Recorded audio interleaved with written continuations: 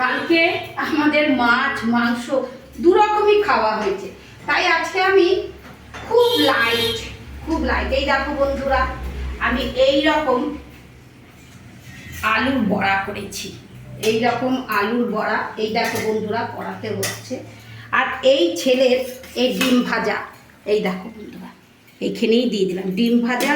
আর ওইখানে ডাল রয়েছে, এটা আমার গাছের লেবু। আর ডাল দিয়ে দেবো।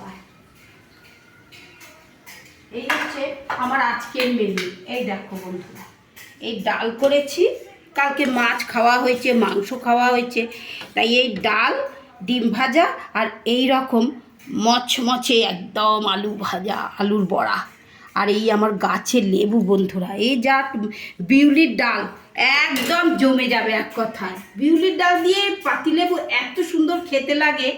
বন্ধুদের কার কার ভালো লাগে কমেন্ট করে জানাবে কিন্তু।